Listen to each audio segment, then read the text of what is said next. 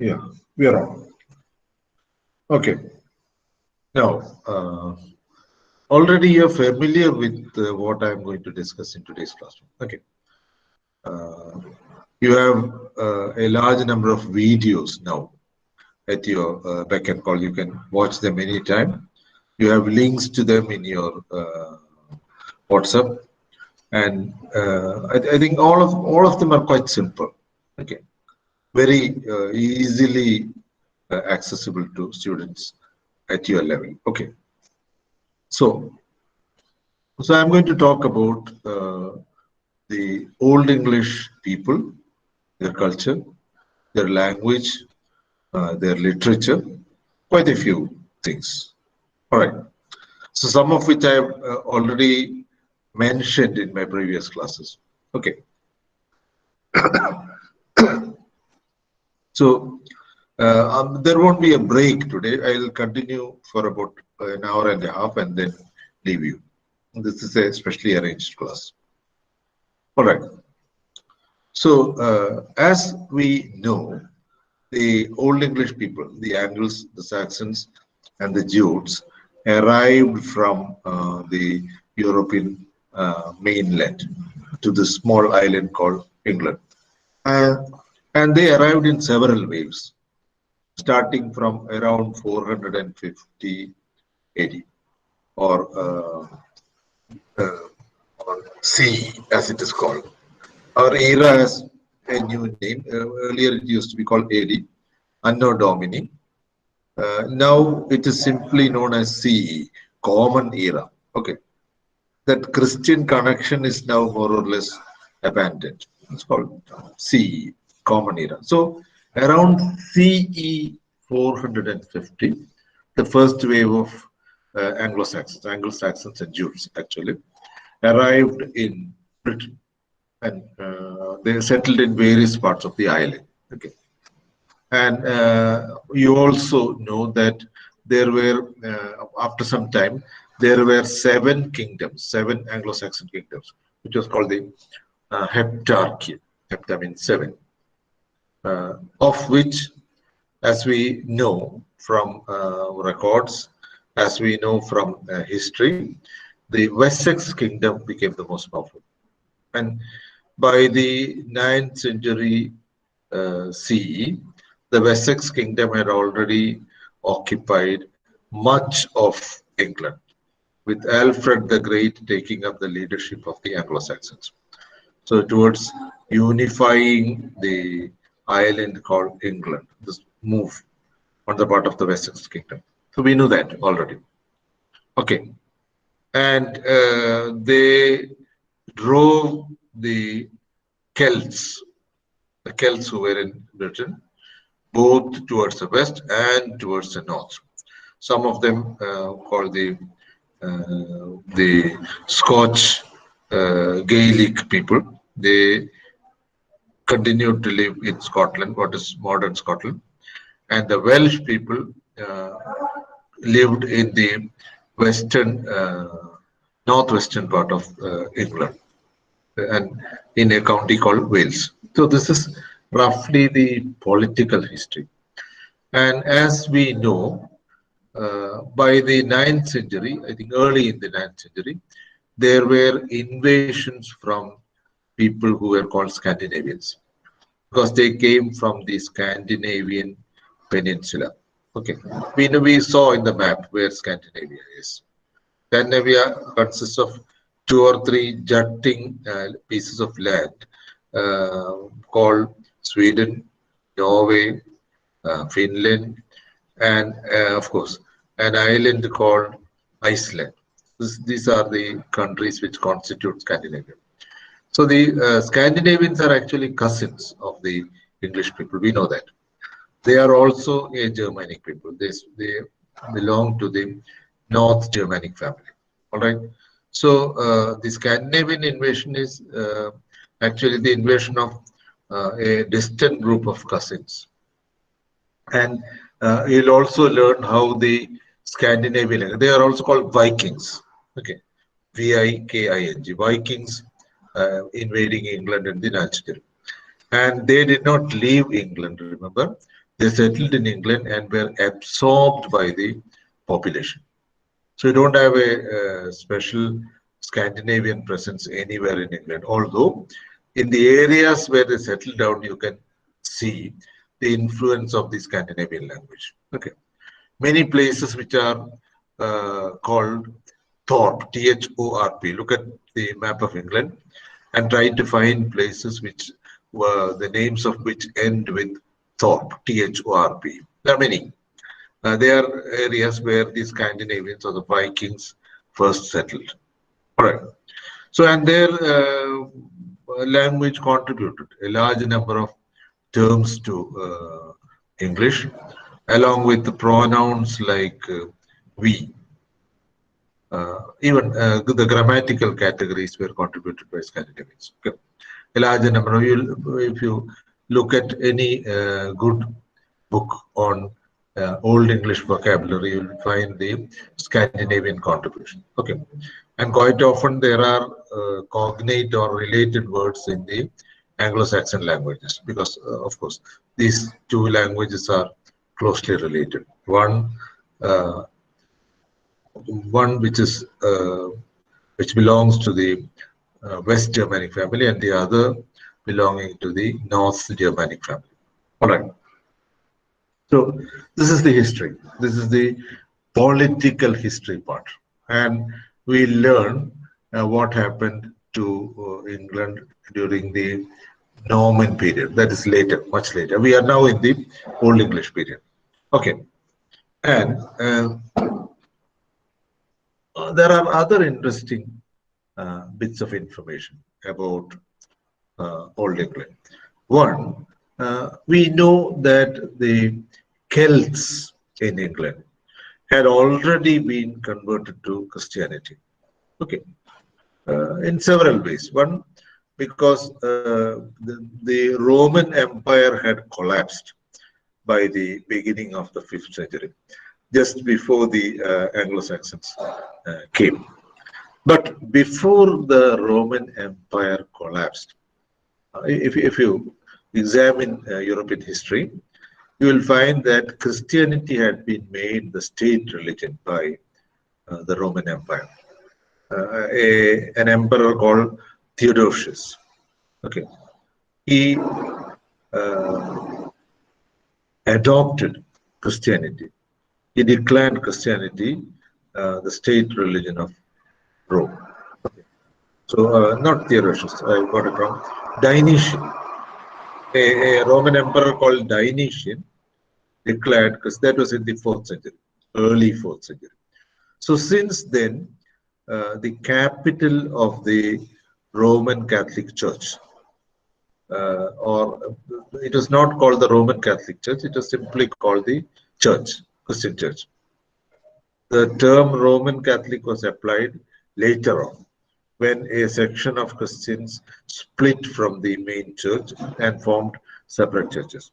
Okay, so in the early 4th century, the Christian church had its headquarters. It's still, the Catholic Church still has its headquarters in Rome, in a small place called Vatican. Okay, which is in fact an independent country within Italy. A small independent country of which the head is the Pope. All right. So I am giving you this capsule of history for you to understand that the Roman soldiers, the Roman presence in England, which was then called Britain. So England was called Britain because of the Celtic presence. The Britons were a Celtic people. Okay, so the early inhabitants of England were called Britons. That's how the country gets its name. It then became England, and finally now it is again called Britain. Okay, you get the point. So by the 4th century AD, the Roman legion had entirely become Christian, and the Celtic natives had also embraced Christianity. And further west, there is an island called Ireland, Ireland, which uh, had been converted to Christianity by monks who arrived from Rome. So Ireland had a has a much longer Christian history than England. So when the Anglo-Saxons arrived in Britain, they were not Christians; they were pagans. Okay, who had gods like Wodin, Wodin, Thor, Thor. Look at the names of the week. How do these days of the week get their names? Wednesday from Wodin, Wodin. Thursday from Thor. Okay, so on. So Saturday, of course, from Saturn, who was a Roman god, but definitely Thursday and Wednesday from Anglo-Saxon gods. Odin, whose name uh, the day of the week called Wednesday has. And of course, Thursday, Thursday, Thor, Thor, Thursday became Thursday. So the Anglo-Saxons were pagans who, uh, within a century, within a little more than a century, by the beginning of the 7th century, they had all been converted to Christianity. Okay, by monks who arrived from Rome, and also by monks or missionaries who came from Ireland.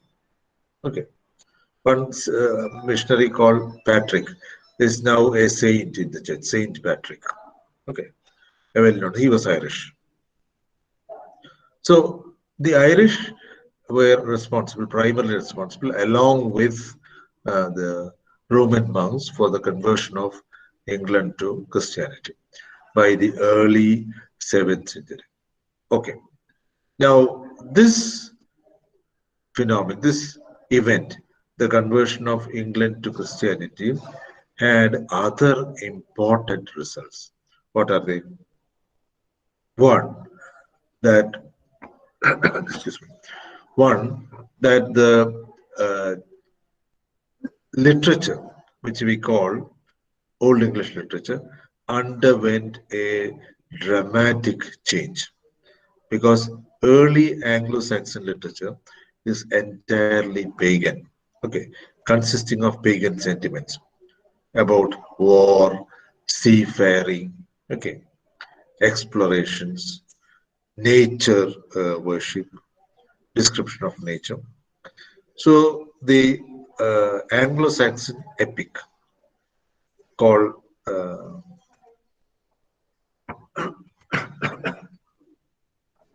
Beowulf, the Anglo-Saxon epic called Beowulf, represents this pagan cultural background because it's an epic like Iliad or Odyssey, the Greek epics. Okay, its structure is similar. Okay, it's a pagan epic consisting of war, consisting of a warrior hero, like Ramayana, for example. Ramayana is the tale of Rama, the epic hero. So, Beowulf was the name of the hero, an epic named after the hero. Okay, and the setting of the epic is not England but Scandinavia. Okay, Scandinavia or the Low German territory. Okay, where the epic uh, was set, where there is a lot of warfare happening. Okay, where the hero fights off the villains. So this uh, epic events happening, which happen in a distant land, are described in an epic which was composed in England. Okay, excuse me, just a minute.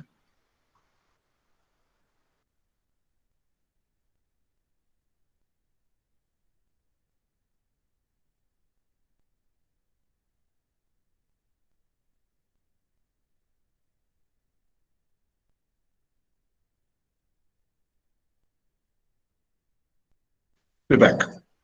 So this epic and all the pagan characteristics, description of armies, fights, okay, romances, okay, like in any other epic.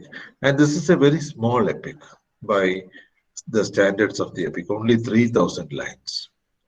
And it was written in some other dialect, but it became known after it was available in the Wessex dialect. It's believed to have been translated into the Wessex. I've already told you that Wessex was the most powerful kingdom. Okay, so the epic, as it as it transposed itself into the Wessex dialect, became more popular, more well known, and in its current manuscript, the manuscript that is available, it's in the Wessex dialect, although probably some fragments of it are available in the dialect in which it was originally composed. Okay, so Beowulf was one example, and several other poems written during this period have similar themes. Okay, seafaring is a very common thing because they were basically seafaring people. The Anglo-Saxons, they came to England uh, by sea, so they are seafaring people. Okay, and they continued to be a seafaring people. Okay, so their success as a colonial power depended upon their domination of the seas. Okay, after 1588 in the 16th century, when they defeated the Spanish Navy, England became the most powerful naval power in the world. That was why they were able to conquer countries like India. So their naval supremacy started much earlier, as we saw in the case of the Anglo-Saxons. So their literature consists of uh, several poems about the sea, poems about love, poems about war. Okay, all themes which are common in pagan literatures, like ancient Sanskrit literature. Okay. So, and they have, if you have looked up a poet called Hopkins, I don't know if you did Hopkins. Did you do Hopkins for your BA? Anybody? Hopkins? GM Hopkins? Gerald Manley Hopkins? No. Okay. No, No, sir. you're going to do it, I think, in your second sem, second or third sem. Hopkins was a modern poet, but he adopted certain characteristics of the Anglo-Saxon or Old English poetry. Okay, so one characteristic is the use of very picturesque images. Okay, uh, metaphors for objects, such as a ship would be called the sea walker. Okay, something that walks across the sea. A ghost would be called the wind walker. I think I told you about this. There's a film called Wind Walker. You can see it on YouTube. It's about a an old man of a tribe called Cheyenne in America, an Aboriginal tribe. So he died, and his children thought he had died, but he was alive. So he began to be called the Windwalker, somebody who came back from the dead. Windwalker is a ghost. So such metaphorical names, Windwalker, Sea Walker, okay, Sky Hunter, all kinds of words for moon, I think. So these are called kennings, Kenning, very picturesque, metaphorical names. So Hopkins adopted these in his poetry. One of his poems is called Windover, Hover, which is his name for an eagle. Okay, an eagle which hovers high up in the sky.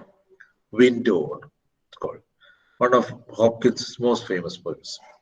Okay, so Kennings, what is called sprung rhythm. Sprung rhythm means the lines are not of the same length. Okay, you have two words in one line, then suddenly you have a big line coming next. So all these are peculiarities of Anglo-Saxon poetry. And you had what are called uh, fables, folk tales, some of which have come down to us, but not many in prose stories. Okay, like our Panchatantra stories, Panchatantra Kathagal. Okay, fables, ballads. What are ballads? Ballads are long narrative poems, poems which tell a story. Okay, so we have plenty of ballads in our culture. Okay, we have tales, stories which are told in verse. Okay, Eve of Saint Agnes, Keats's poem, is a ballad. Okay, The Ancient Mariner, Coleridge's poem, is a ballad. Kujelavrutam Vajjipattu in Malayalam is a ballad. A tale told in verse. Okay, so we have many such ballads in Old English, only some of which have survived, some of which are available to us. So all these common forms of poetry and prose. Okay, we also in King Alfred's time, a little later, we have what are called Anglo-Saxon chronicles. Okay, the historical records of English dynasties, English churches, which are mostly kept in churches, Anglo-Saxon chronicles. Very important. Compiled, began by Alfred the Great, which continued up to the 11th century. So, poetry, prose, fiction, many of which are oral, many of which have not been compiled as written literature. But you must remember that the Anglo-Saxons, when they came to England, they came with their own script, which was the original Germanic script. Let me see if I can show you the runic script. It's available online. You can. I'll try to present the script. Interestingly, uh, the runic script, which was the original Anglo-Saxon script. The script which the English language uses today uh, came from Rome. The missionaries popularized the Roman script. Let me see if I can show you the script. Yeah. Okay. Let me try to present it.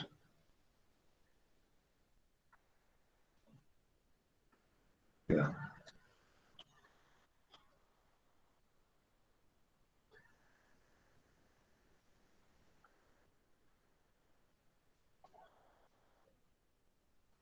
Yeah.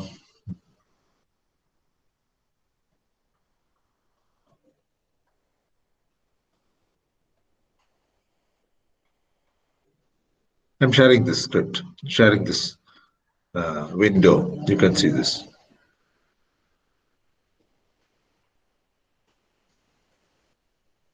Okay. Can you see it now?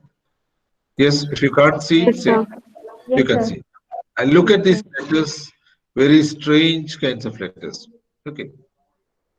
Those who have problem viewing this can look up the net. You can find. Look at all these letters. I'm using the cursor now. You look at this.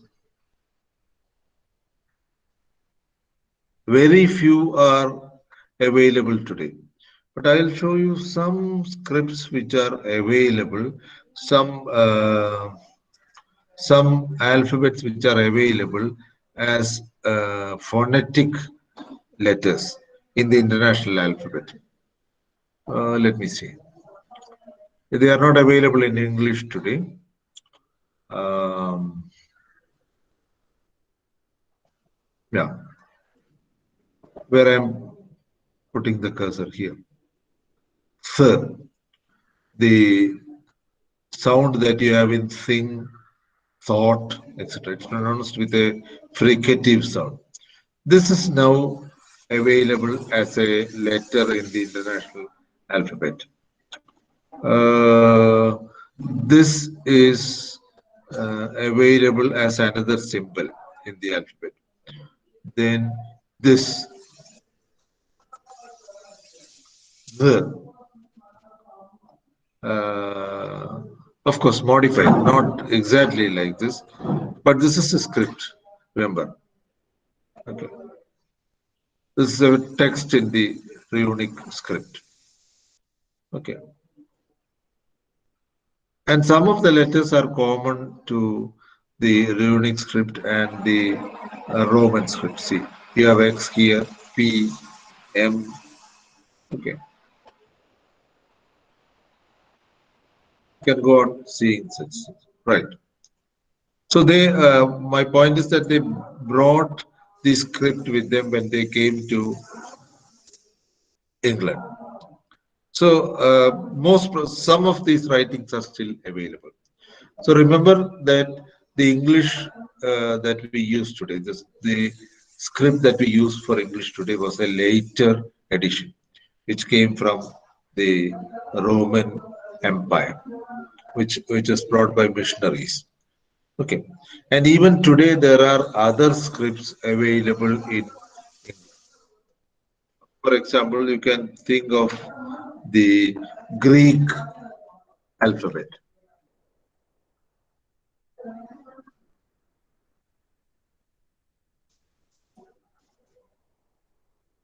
This is the Greek alphabet. Show you.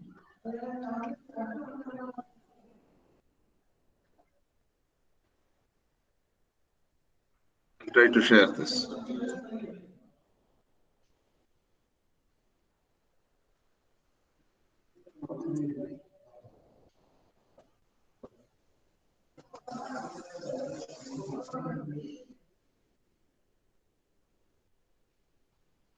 Okay.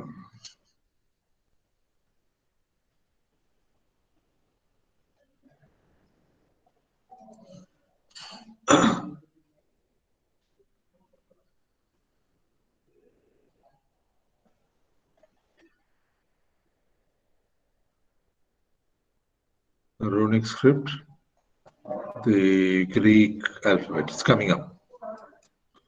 Just to show you that the Roman script is not the only script available in Europe.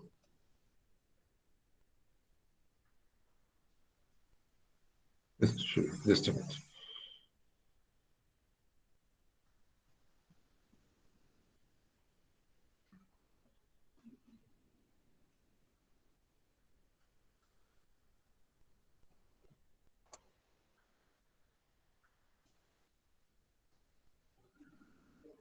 Yeah. Uh, Coming up. Let me see.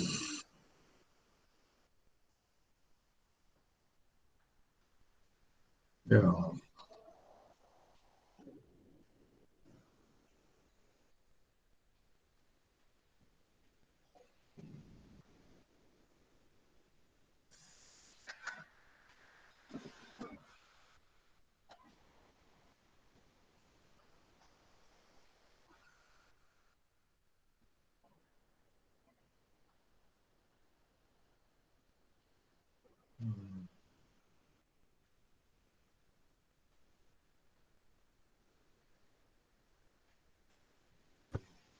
Wait a minute. Okay, I'll show you later. You can look at it again. All right. So these are some of the scripts which are still used. The Greek script, the Cyrillic script, Cyrillic, Cyrillic script, which is used in Russia and several other Eastern European countries. So the Roman script is only one among several scripts used in Europe. Probably you can call it the most prominent European script. Okay, used by English, German, French, Spanish, Portuguese, several important languages of Western Europe. Okay, so they brought this script with them. and it continued to be employed in recording and writing uh, literature, maintaining records, etc. Okay, so this is roughly your idea about the runic script and early Anglo-Saxon literature. So, when Christianity became the predominant religion, the literature underwent a drastic change. Okay, instead of the kind of poems you had earlier from Anglo-Saxon uh, ethos culture, like poems about seafaring, poems about war, love. Now you have a set of poems which are devotional in nature, hymns, uh, prayers, lyrical poems about Christian uh, religious practices. Okay, even elegies with Christian themes. So the 7th century marked a turning point in Old English literature when the themes became distinctly Christian from earlier pagan forms and themes. This is the most important. And you learn about some of the important poets like Widsith. Okay. Um, then the author of a poem called yeah, a poet called uh, Lyman, Laymon. Uh, Quite a few other poets. I've sent you the video. You can look up the video to find the important figures in Old English literature. Okay. So remember, the trajectory is this. Okay. Pagan, traditional pagan literary forms, newly introduced Christian themes, history of the uh, Anglo-Saxon people, as recorded through the history of dynasties, the history of another important book called The Ecclesiastical History of England by Bishop Bede, originally written in Latin, but later on translated into English. So you see the beginning of a rich culture here in the among the Anglo-Saxons. The beginning of a rich culture with a rich literature, with a cultural edition of an organized society. Okay, so remember that the pagan organization which existed in early Old English times gave way to a Christian organization. So how is society organized in a Christian way? Society is organized into uh, small groups of people, communities called parishes, Parish. And those who are Christians would know, but for others, parish. മലയാളത്തിലെ ഇടവക എന്ന് പറയും parish. So there was a parish church, there was a priest in the church, okay, probably called uh, vicar, VICAR. മലയാളത്തിലെ വികാരി എന്ന് പറഞ്ഞു, വികാരി, vicar, vicar of Wakefield എന്ന നോവലിനെ പറ്റി കേട്ടില്ല. This is a this is about a village priest. So there will be a village priest. There will be a attached to the church. There will be a curate, CURAT. All these are medieval institutions, medieval positions uh, within the church. But the entire society was organized around a church. Okay. So this began in the Old English period, but it became very clear-cut and distinguished during the medieval English period. One must remember. Because the Christian church and its organization became clearer and well marked during the medieval period after 1100, after the Norman England. But it began in a rudimentary way in the um, Old English period. after the 6th century. At the beginning of the 7th century, when the country was converted to Christianity. Okay. Now, what was the society like? It's very important to think about society. The society, as we know, was organized in a hierarchical way. Okay, hierarchical means there will be different layers of people. Okay, with different amounts of power. Not everybody has power, or not everybody has equal power. Some are more powerful. So, of course, there was the tribal chieftain. The king was no more powerful than a tribal chieftain. As we know, they started off as tribes. When they arrived in England, there were 7 different kingdoms. So the word kingdom is more modern. Okay, they were actually tribes settled in different parts of the country, organizing themselves into what are today called principalities.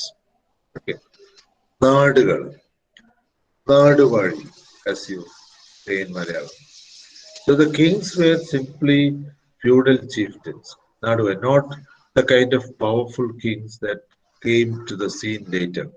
Not like Elizabeth the First, the Queen of England at the time of Shakespeare, very powerful queen, or King Henry VIII, or Edward II in the 13th century. They were very powerful kings with big armies capable of attacking or conquering even distant places in Europe.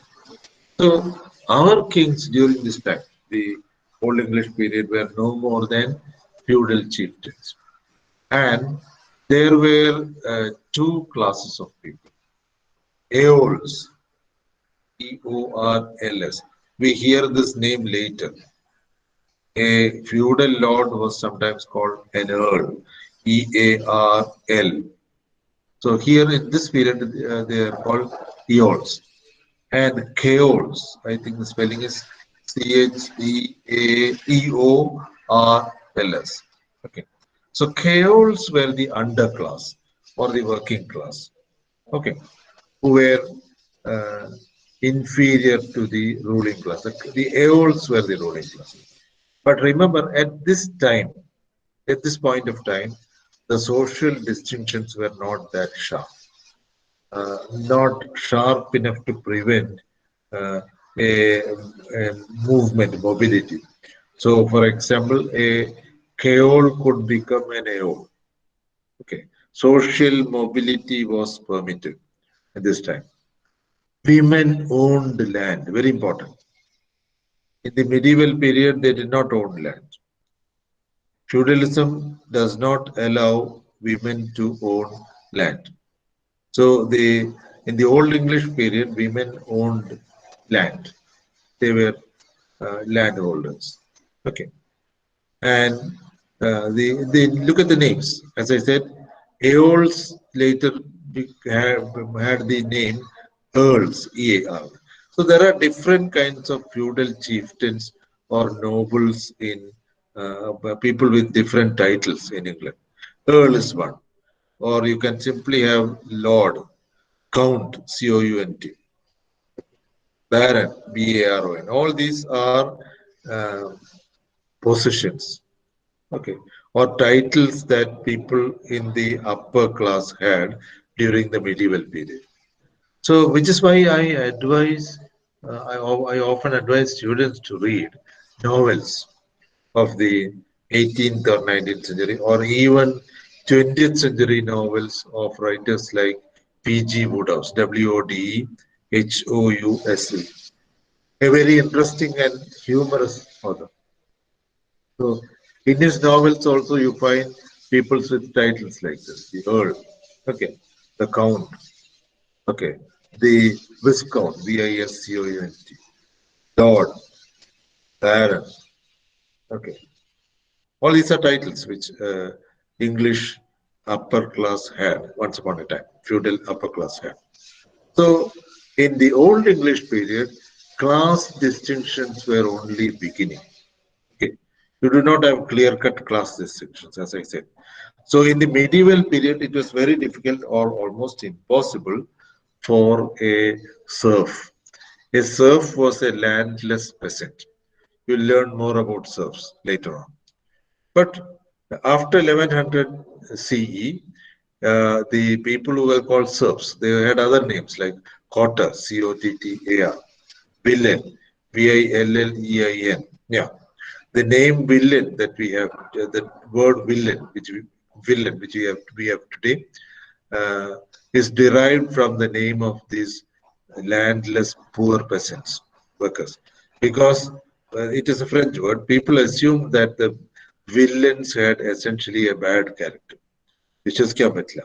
Okay, like the Malayalam word chetta, which came from people who lived in huts, Chettapura. So similarly, the villains were actually landless peasants who were considered to be very crafty, unreliable. അല്ലേ, നമുക്ക് അങ്ങനെ ഒരു ധാരണ ഉണ്ടല്ലോ അല്ലേ, ദരിദ്രരായ ആൾക്കാരുടെ തൊഴിലാളികളെ പറ്റിയിട്ട് ഇപ്പൊ ബംഗാളികളെ പറ്റി പറയും വിശ്വസിക്കാൻ കൊള്ളില്ല എന്നുള്ളത്. So many, all societies have such sentiments, prejudices. So the word we have in English today, churlish, Churlish, meaning untidy, uh, sloppy, okay, dirty, etc., is derived from the word Keol, which is the name of the lower class in Old English society.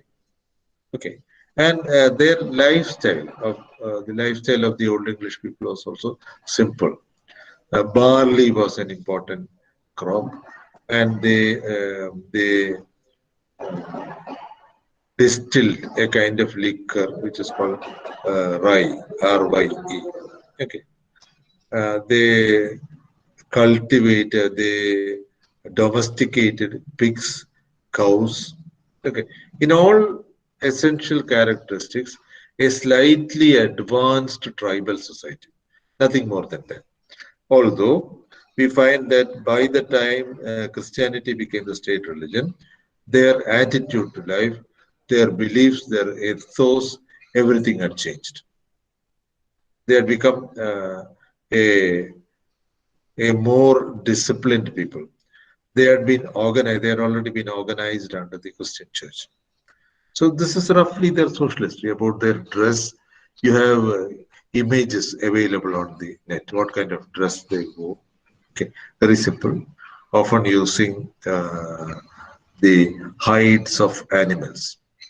Okay, they at this point they do not cultivate, they do not domesticate sheep. Sheep came a little later. Okay, all right.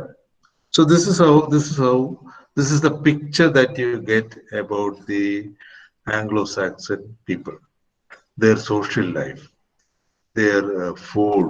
Okay, and they lived in very simple huts. None of the British imposing buildings that you see in photographs today, nor the uh, pictures, paintings of medieval palaces. By that time, of course, they had developed a taste for good architecture. But during the Old English period, you don't have anything of this kind. All edifices, all buildings are very simple. Okay. So, yeah. Now, we are primarily studying the Old English language. We are looking at other things in passing, just to understand what the Old English, just to understand more about the people who spoke Old English.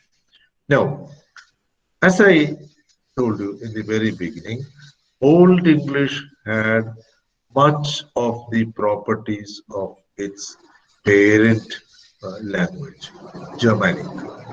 The Germanic language, parent language, which is derived from the Indo-European family of language, which descended from the Indo-European family of language. Okay. Now, uh, one of the interesting things about the Germanic family, Germanic parent language is that you can have a very large word, compound word, by combining a number of uh, words. Let me see if I can show you.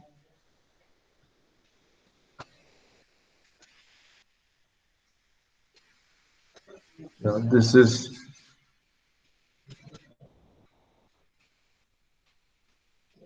a number of words combined into a combo.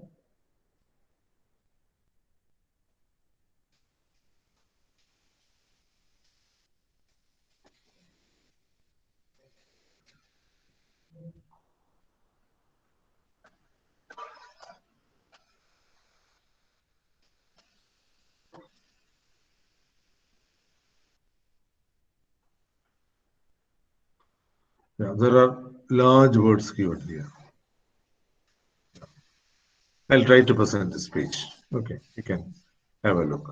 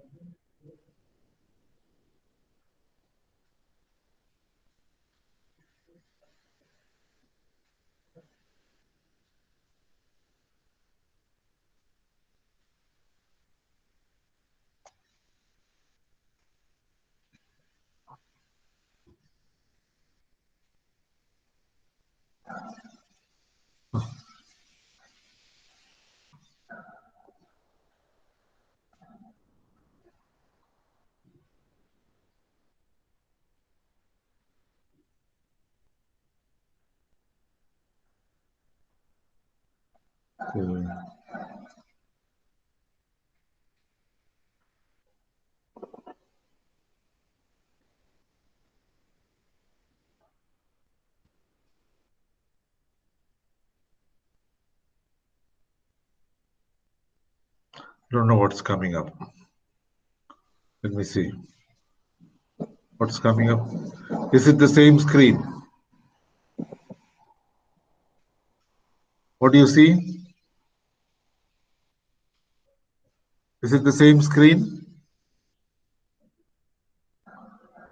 So we see our names, just the icons. Same screen. Okay, let me see. Ah.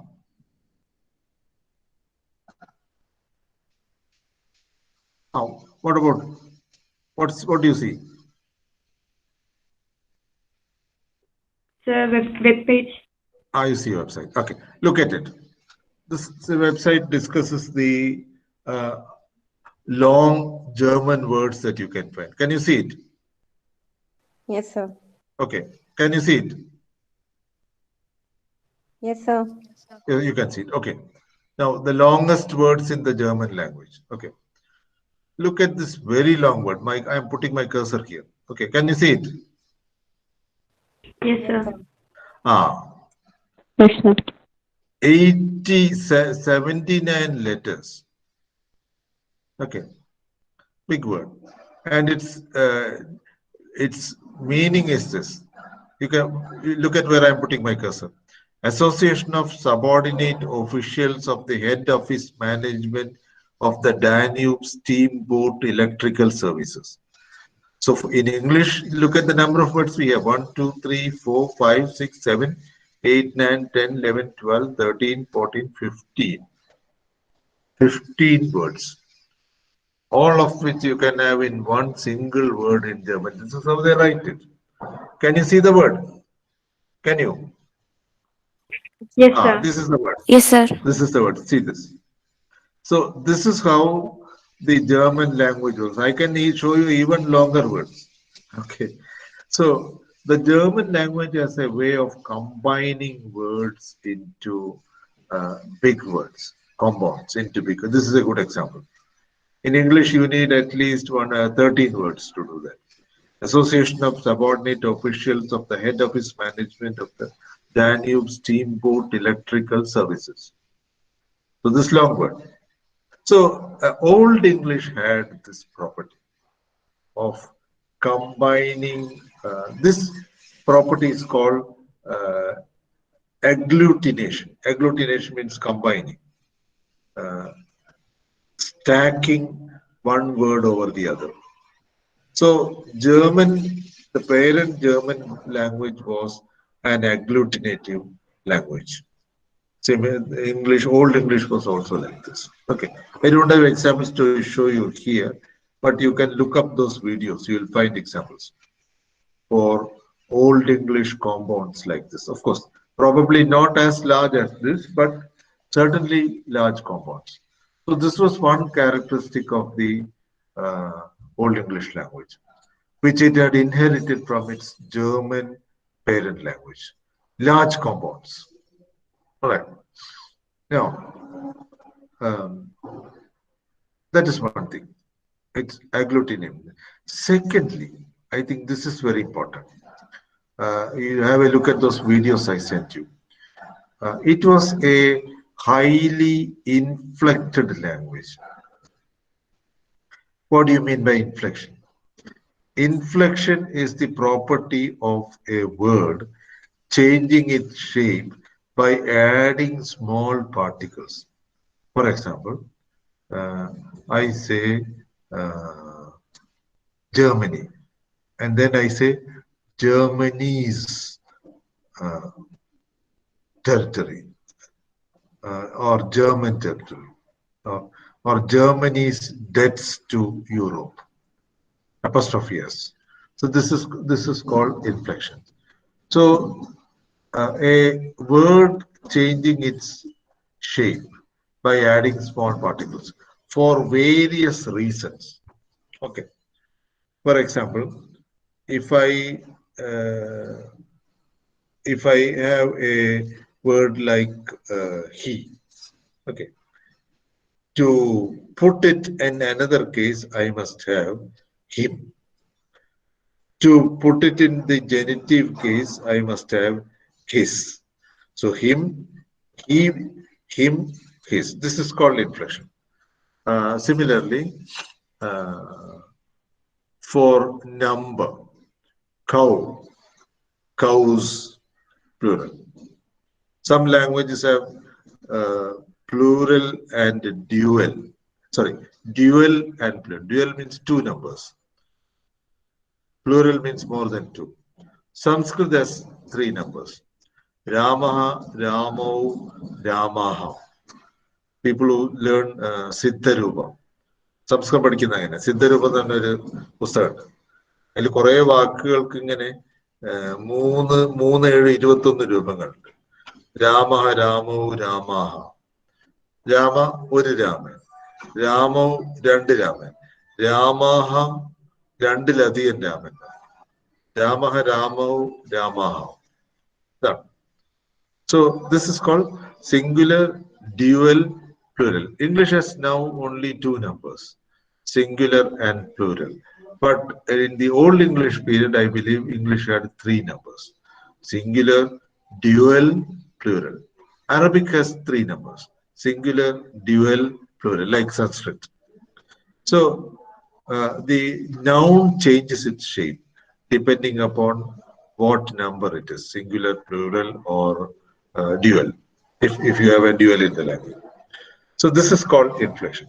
But remember that it is not the noun alone, that noun can also change for gender, which we know. Okay, but gender is already given. Okay, for example, a noun can be in the masculine or feminine gender in some languages. So remember that if the gender is not simply a question of the identity of the person or the animal or the object, whatever it is. Okay, so I can be a male, therefore you can say I'm a male, but you can't say that my name is in the masculine gender. Gender is a grammatical property, remember. So contemporary English does not have gender in its nouns except pronouns. Okay, so when a person is male, you have to say he in the pronoun. If the person is female, you have to say she. Okay, that's all. No other way. But in Hindi, look at the way gender operates. Okay, gender operates when a subject, which is a noun, a subject is in one gender or the other. For example, when I say a sentence in Hindi, okay, मैं वादा करता हूँ, okay, मैं सौगंध खाता हूँ, okay. Whereas if it's a woman, it'll say मैं सौगंध खाती हूँ, okay, depending upon the gender of the subject, whichever is the subject, okay. So this is called grammatical gender. The gender of the subject or the noun making differences in other parts of the sentence. Okay. So in Hindi,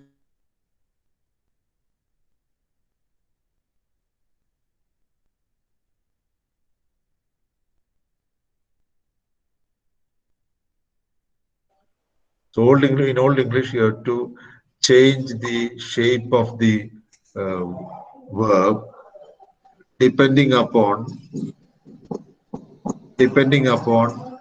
the gender of the subject.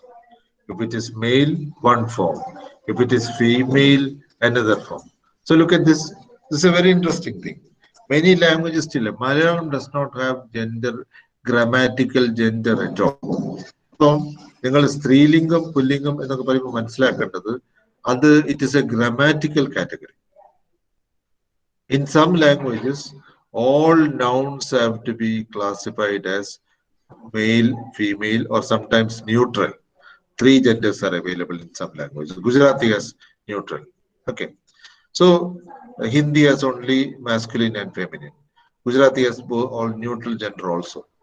So what does it mean? It means that the shape of the other categories of words changes according to what gender the subject is in. Okay, did you get me? So in Hindi, for example, you have to say karta hu, karti hu, etc., depending upon the gender of the subject. Okay. But the verb is not the only thing which is inflected according to gender. An adjective can be inflected according to gender. For example, in Hindi, you say acha, achi. Okay. Acha din. But achi bath. Bath is feminine. Okay. So the gender, grammatical and gender does not have anything to do with natural gender. Natural gender is the gender that is assigned to you by nature, male, female. Now, of course, you have other categories like LGBT, okay, which are sometimes collectively called third gender. Okay. മൂന്നുണ്ട് ആണും പെണ്ണും അല്ല അത് രണ്ടും അല്ലാത്തതുണ്ട് ഒരു gender അപ്പൊ അത് of course it doesn't come in grammar at all because many societies did not recognize these people at all. അതുകൊണ്ടാണ് അത് ഗ്രാമറിൽ കാണാത്തത്, which is why you don't have an inflection for LGBT. ഉണ്ടോ? ഇല്ല. കാരണം അങ്ങനെയുള്ള ഒരു ജനങ്ങളെ നമ്മൾ അംഗീകരിച്ചിട്ടേ ഇല്ല. ഇപ്പോഴാണല്ലോ അവര് അംഗീകരിക്കുന്നത്. So that's why we don't have an LGBT gender, but we have masculine and feminine, and of course neutral. Okay, but neutral is not a gender which is related to LGBT. Not at all. It's simply the absence of either female or masculine traits. But again, in grammar, in languages, often the gender, grammatical gender has nothing to do with the natural gender. For example, mooch in Hindi, Nisha. Other, it actually, excuse me. ഞാൻ എടുത്തു വെക്കാം, വിളിക്കാം ക്ലാസ്സിലാണ്, ഞാൻ വിളിക്കാം. Okay. So mooch is mustache. മീശ. അപ്പൊ മീശ എങ്ങനെയാണ് ഫെമിനിൻ ആവുക? It's masculine, you think, but in Hindi it's feminine. It's not masculine. In French, it is feminine. So this is a good example to show that natural gender has nothing to do with grammatical gender. So it is nothing to do with grammatical gender. It's absolutely unconnected to natural gender. So Old English was a language which is inflected for gender. For example, God man and Godi women, you have to say. Good man, good women. Acha din, achi baat. Okay. So the adjectives were inflected for gender. But this can be inflected for various things, not simply for gender. For number, we already saw singular, plural, dual. For person, first person, second person, third person. Okay, you can have different forms of the verb. Okay, in Tamil, for example, you have nan vanden. Okay, ni vandal or ni vandal, depending upon the gender. Okay, also. Okay, our vandal. Okay. So different forms depending upon the person, whether it is first person, second person, or our, the, nyan. In Malayalam, we don't have inflection, either for the verb, nor for the adjective, nor for the, no, nothing, no gender distinction at all. Whereas Old English was a highly inflected language. Even there were different forms of the article, definite article. Today we have only one definite article, the. Okay, it's pronounced as the or the, depending upon whether it is followed by a vowel or a consonant. But Old English had inflection. Old English was a heavily inflected language. There were different forms of the article also, not one. There were see, sia, etc. So 6 forms, I believe, existed in Old English. So some European languages have this. For example, in German, you know that Marx's classic capital, Mooladhanam, Malayalam. In German, it is called Das Capital. Okay. The article is Das, D-A-S, Das Capital. But the name of a newspaper, Springer, it is called Die Springer, D-I-E. I think it's because the newspapers are in the feminine gender. So Das, Die, and I think 2 more. In French, you have la when the subject is feminine. Okay. Le when the subject is masculine. Le Miserable, Mirable, Victor Hugo's famous novel, translated into Malayalam as Pavangal. Okay, it's the plural form is less, L-E-S. Okay. So singular, plural, masculine, feminine, even the article is inflected. Can you believe? So in contemporary English, you only have the. You don't have different forms for the article. Of course, you have a and an, depending upon the phoneme which begins the word. Okay, if it is a vowel, you have and. If it's a consonant, you have a, etc. So Old English was a heavily inflected language. Heavily inflected. Inflections were there in many categories of words: adjectives, adverbs, pronouns, nouns, verbs.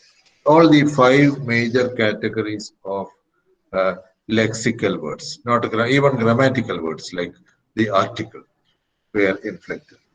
So will we tend to think that why should people have such complicated language? Remember that the language is not made by experts sitting together like we make a syllabus. When we make a syllabus, some experts sit together and decide what to teach, what to prescribe for students at some level. for PG or UG, whatever class. So language was something which developed naturally by what we call fits and starts. Modandi, ചിലപ്പോൾ നന്നായി എഴുന്നേറ്റ് നിന്ന് ഓടി ഇങ്ങനെ. It was not developed systematically. So people chose different options. Some languages chose to have grammatical gender. Other languages did not choose to have grammatical gender. Just like our beliefs, our religions, our cultures, which have strange customs, In China, it's believed that women are beautiful if they have very thin legs and feet. So what do? They tie their feet. It's a cruel kind of practice. Okay, when they are children, especially in countries like not just in China, but countries like Burma. So what is the net effect? It makes women very feeble. They can't walk properly. But you have this custom in China and some neighboring countries. So, like customs, languages are all not structured in very convenient ways. Even English, I don't think has such a comfortable structure. I discussed a sentence yesterday. I look at the sentence. Probably I can write it here in the chat box. Look at the chat box.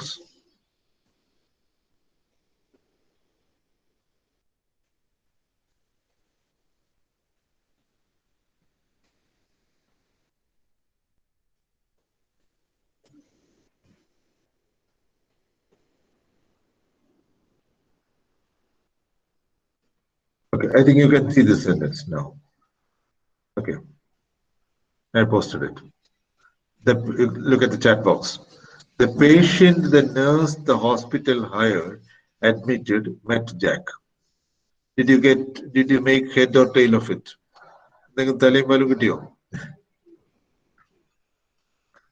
I posted this on Facebook, so if you have seen it, you'll know. Who met Jack?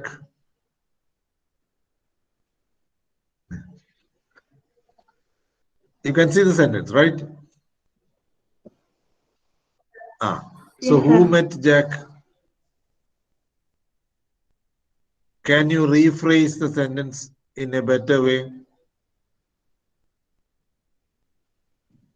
I'll try to give you the Malayalam translation. Okay.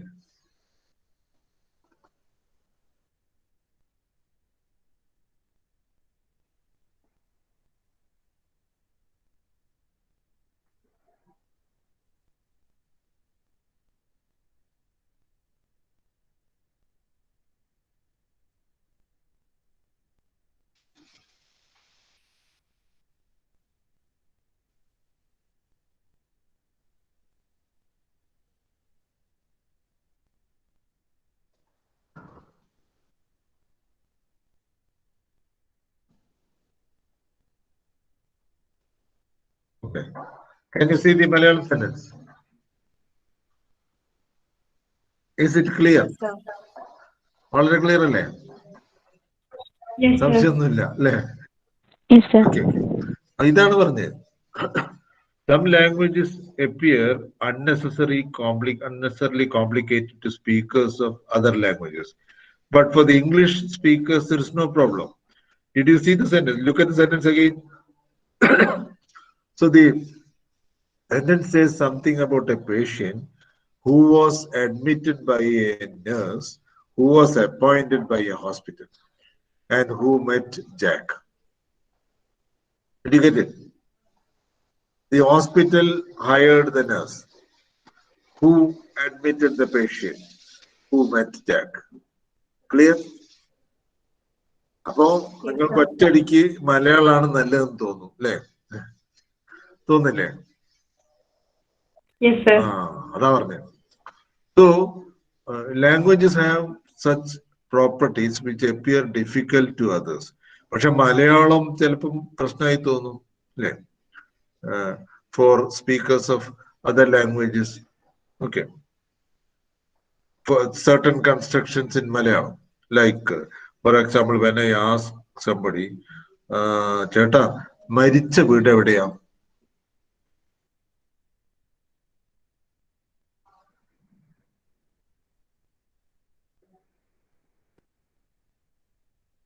Look at the sentence. I'm posting it on the chat box. Okay. So it won't make any sense to speakers of languages other than even though they have learned Malayalam. പെട്ടെന്ന് പോകുമ്പോൾ ഒരാൾ ചോദിക്കും ചേട്ടാ മരിച്ച വീട് എവിടെയാ? വീട് മരിക്കുവോ? So what the speaker wants to know is where there has been a death recently. Okay, today or yesterday. ആരോ മരിച്ചിട്ടുണ്ട്. അതാണ് മരിച്ച വീട് എവിടെയാന്ന് ചോദിക്കുന്നത്. Okay. Where can you tell me where I can find the house where somebody died yesterday or today? അടുത്തൊരാൾ മരിച്ച വീട് എവിടെയാണെന്നാണ് ചോദിക്കുന്നതിന്റെ അർത്ഥം. പക്ഷെ ചോദിക്കും എങ്ങനെയാണ്? ചേട്ടാ മരിച്ച വീട് എവിടെയാണ്? So this sentence is as problematic to the speakers of non-Malayalam languages as the English sentence that you find here is problematic to people like us who speak Malayalam or people who speak any other language. The patient, the nurse, the hospital hired, admitted, met Jack. No. The way Old English had such complicated structure, like inflection for inflection on adjectives, inflection on verbs, inflection on pronouns, adjective, etc., etc. Okay. So for speakers of the language, it is not problematic at all. അതാണ് നമ്മൾ ഈ ഭാഷ സംസാരിക്കുന്നുണ്ട്, നമുക്കത് വലിയ പ്രയാസമൊന്നുമില്ല മനസ്സിലാക്കാൻ. ഒരുപാട് sentence ഇപ്പൊ ഇന്നസെന്റ് ചോദിക്കുന്നുണ്ടല്ലോ ഒരു സിനിമയിൽ എന്തിനാ പഠിക്കുന്നത്. So the listener thought that he was asking what program she was doing. So she said medicine. And Innocent ഉടനെ പറഞ്ഞു അതല്ല ചോദിച്ചത്, എന്തിനാ പഠിക്കുന്നത്. So that has a different meaning. നീ പഠിച്ചിട്ട് എന്താണ് കാര്യം, അല്ലെങ്കിൽ പഠിക്കുന്നതുകൊണ്ട് എന്തെങ്കിലും ഗുണമുണ്ടോ എന്നാണ് ആ ചോദ്യത്തിന്റെ അർത്ഥം. Where the a rising tone which is put on the word എന്തിനാ, എന്തിനാ പഠിക്കുന്നത് and എന്തിനാ പഠിക്കുന്നത്. So a rising tone changes the entire meaning of the sentence. Well, so for speakers of Malayalam there is no problem here, but for speakers of other language, അവർ ഈ cinema കാണുകയാണെങ്കിൽ അവർക്ക് പെട്ടെന്ന് അതിന്റെ തമാശ പിടികിട്ടില്ല, മനസ്സിലായോ? ഇതാണ്. So a language which is very ridiculously simple to speakers of that language will appear to be complicated to speakers of other languages. Okay, clear? Okay. Yeah. So when you look at Old English, you need not be unnecessarily worried about its complicated nature. Of course, it's changed later on from such complicated structure, such long words as you found in German. English is today a language which has very few long compounds. മൂന്ന് വാക്കൊക്കെ തന്നെ അധികമാണ്, അതിലധികം വാക്കുകൾ combine ചെയ്യാൻ പറ്റില്ല. So a few decades ago, you had to write headmaster, HEAD, and MASTER separate words. But now there is a tendency to combine words. But രണ്ടാമത് തിരിച്ചു വരുന്നുണ്ട്. Headmaster is one word now. There is a tendency now. The tendency in English is to combine words. Okay, either with a hyphen or without it. അങ്ങനെ പല വാക്കുകൾ ഒന്നിച്ചെടുത്തിട്ട് വലിയ വാക്കാക്കുന്ന ഒരു രീതി ഇപ്പൊ നിലവിലുണ്ട് in English. Okay, so English is probably returning it to its Germanic roots after being under the thrall or slavery of French for a long time. So the of construction in English today, okay, the theory of relativity. Instead of saying relativity theory, you say the theory of relativity. Okay, a book of mine. Instead of saying my book. My book is Anglo-Saxon. Okay, whereas the of construction, a book of mine is from French, which became common in the medieval period and which continues. Even today, you can use an of construction. instead of apostrophe s. So the tendency of English after the Old English period was the opposite of what you found in the Old English period. Okay. English begins to lose inflections. Inflections. English begins to lose inflections, loses gender, grammatical gender, loses its ability to form large compounds. ഇങ്ങനെ ഇങ്ങനെ ഒരുപാട് കാര്യങ്ങളാണ് ഉണ്ടായിരുന്നത്. അതൊക്കെ തന്നെ പോയി. All these several well-known properties of Old English disappeared afterwards. ഇനി ഒരു കാര്യം കൂടി പറയാം. I'll end with one last point. Okay, you can view those videos I sent you. They give you much more information. അതായത് words are of two types. Okay, regular verbs and irregular verbs. What are regular verbs? Regular verbs are verbs which have three forms: present, past, past participle. Okay, so fly, flew, flowed, FLOWN. Okay, rise, rose, risen. Okay, drive, drove, driven. Give, gave, given. See, three forms: present, past, participle. Okay, I remember that English has only two tenses, not three: past and present, no future. ഈ പറഞ്ഞതിന്റെ അർത്ഥം എന്താണ്? മലയാളത്തിൽ മൂന്നുണ്ട്: ഭൂതം, ഭാവി, വർത്തമാനം. എന്ന് പറഞ്ഞാല് പറയുന്നു, പറഞ്ഞു, പറയും, ഓടുന്നു, ഓടി, ഓടും. So the future tense has a peculiar form in Malayalam. In English, what you do is you form the future tense by adding other words like run, ran, will run, okay, shall run, may run, etc., pointing to the future. The third form that you have in English is called the past participle, which is an aspect of the past. It's also past, but a slightly different form of the past participle. So rise, rose, risen. Rise, rose, risen. Give, gave, given. Okay. Drive, drove, driven. So the tendency in contemporary English is to reduce the number. The third form will disappear. For example, walk, walked, walked. The past participles also walked. അങ്ങനെ മൂന്നായതിനെ രണ്ടാക്കാനുള്ള ഒരു tendency ഉണ്ട്. In Old English, you definitely had all three forms. And as the language develops, we see one of the forms disappearing. One of the forms being replaced by an earlier form.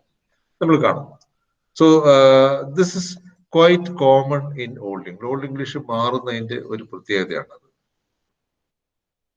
And then one last thing.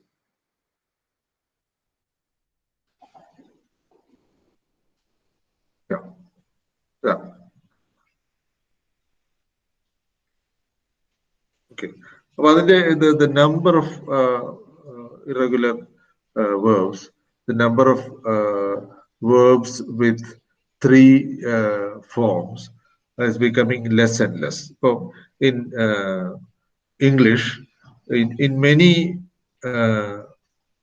dialects of English, you have drive, drived, drived, not drove. Okay. Behave, behaved, behaved, not behove. At one time you had a form behove. Okay. Strive, strived, strived, not strive, strove, striven. You don't have those three forms. So this is one important aspect of Old English grammar.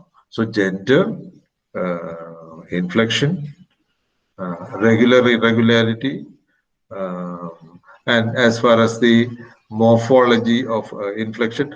Morphology of English is morphology is the form of words, how words are shaped. We have this property of almost an infinite form of infinite capacity to combine. എത്ര വേണമെങ്കിലും ചേർത്ത് വെക്കാം. ഒറ്റ പ്രശ്നമേ ഉള്ളൂ, അത് എണ്ണം കൂടുന്നതിനനുസരിച്ച് പറയാൻ ശ്വാസം മുട്ടിപ്പോകും അല്ലേ? How many syllables can you say holding your breath? പകുതി മുറിഞ്ഞു പോകില്ലേ? ഇപ്പൊ ഗംഗേ എന്നുള്ള പാട്ടില്ലേ യേശുദാസ് പാടുന്നത്? Actually, Yeshudas once said in an interview, he didn't sing it at one go. രണ്ട് കഷ്ണമായി റെക്കോർഡ് ചെയ്തിട്ട് ചേർത്ത് വെച്ചു, അതാർക്കും അറിയില്ല. So there is a limit to the human vocal cords in holding one's breath and speaking or singing. അപ്പൊ ആ ഗംഗ എന്നുള്ള പാട്ട് നല്ലൊരു തട്ടിപ്പാണ്. Many people thought that Yeshudas had sung the song in one go. No.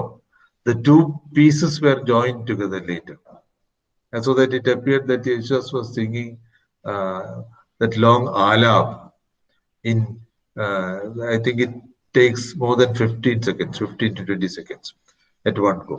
So similarly, the only problem with commons is the power of your vocal cords. അപ്പൊ തൊണ്ടയിൽ അത്രയും നേരം ശ്വാസം പിടിച്ചു നിർത്തിയിട്ട് സംസാരിക്കാൻ പറ്റുന്നുണ്ടെങ്കിൽ മാത്രമേ നടക്കുള്ളൂ. Otherwise you can't speak. Otherwise you have to break off. So this agglutinative nature of language, the agglutinative nature of the English, and then one thing more. Okay, it's not only its capacity to use inflection, its use of it did not have prepositions. Yeah.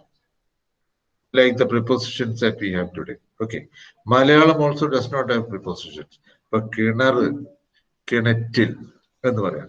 ആ ഇൽ എന്നുള്ളത് വേറൊരു വാക്കായി നിൽക്കാൻ പോകുന്നില്ല, കണ്ടോ? അല്ലെങ്കിൽ ഞാൻ, എന്നെ. In English, on the other hand, you have into the well or in the well. കിണറ്റിലേക്ക് അല്ലെങ്കിൽ കിണറ്റിൽ. Okay. To me, എനിക്ക്. For me, എനിക്ക് വേണ്ടി, etc. etc. So prepositions do the work of connecting words, which is a property which came from French, Norman French, in the medieval period. Old English did not have such prepositions, which could exist separately as words. ഇന്നത്തെ ഇംഗ്ലീഷിന്റെ ഒരു പ്രത്യേകത തന്നെ അതാണ്, the use of prepositions, which also serve as particles. Okay. A unique facility in English. You can add a particle, which particle and preposition are almost the same. They are different only in their function. Okay. So of. Okay. So you can use it as a preposition. O double F. I'm talking about of. Okay. Just go off the road. Preposition. But get off the bus. Bus in the ringkyo, which is a particle. Get off means get down. Get down. Okay. Take off. Aichumatya. Urya. Take off. So also fly. Okay. Take off. Take off. Fly. Okay. Both senses. So this is a phrasal verb, which is the combination of a verb and a particle. Okay, which gives you another meaning. So contemporary English has this property of combining a verb and a particle to get another sense. Put off for postpone. Instead of postpone, you say put off. So these are some of the common properties of language. Common properties of language, which you today find in English, but which you didn't find in Old English. Old English had its own structure, its own linguistic devices to make meaning. All right. So we part today. I think this Tuesday also I may not be engaging you. If I am engaging you, I'll be sending you the link on Monday. Otherwise, like today, we'll be trying another day because of my administrative involvement. I'm not sometimes able to come live on Tuesdays. So we come to the end of the class. I hope it has been useful to you. So please post queries if you have any on WhatsApp. I'll try to address them. And yeah, so bye for today. All these portions have been recorded, both in the video as well as a separate audio file. I'll post this on YouTube, and at the same time, I'll post it on YouTube and send you the link, and I will also send you the full text of the audio. Okay, thank you.